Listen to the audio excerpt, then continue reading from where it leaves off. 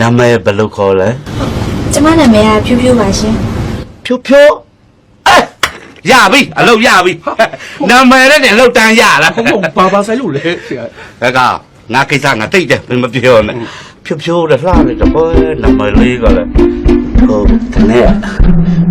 အိမ်တောင်ရှိလား မရှိပါဘူးရှင် ဟဲ့လန့်မလားလေးလန့်တော့လေဟိုအိမ်တောင်မရှိဘူးဆိုတော့အပြိုပေါ့အပေါ်သေးကြပြီအဲ့ဒါအလုပ်တန်းရပြီခံပြီ ဟုတ်လေအားစကျွန်တော်တို့ကုမ္ပဏီနဲ့ဘာမှမသက်ဆိုင်ဘူးလေအဲ့ဒီကိစ္စ ဟဲ့ကောင်ဘယ်နဲ့ရွှေ့လား ဘာလို့ မဲကိုကပြုတ်စော်နန်းနေပြီပဲနော်တမာရွက်ပြုတ်စော်နန်းနေပြီကိုကိစ္စကိုမပြောဘူးဘာကောင်းလို့မသိ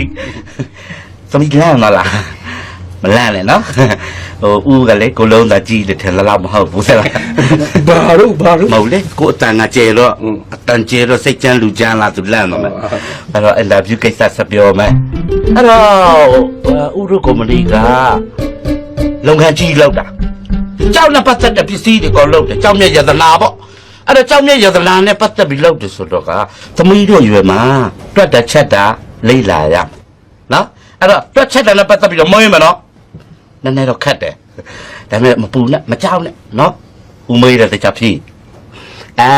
မေးရမယ်ဆိုတင်ချာနဲ့ပတ်သက်ပြီးတော့သုံးလီဘယ်လောက်လဲပြောစမ်း ကိုပါရှင် ကိုအကောင်တော့ကွာတန်းပြောတာပဲဒါတော်ရုံမပြောနိုင်ဘူးမင်းတို့လောက်ကောင်မျိုးမပြောနိုင်ဘူးအုံနောက်မှမရှိတာဒါအပြိုဖြစ်လို့ပြောနိုင်တာ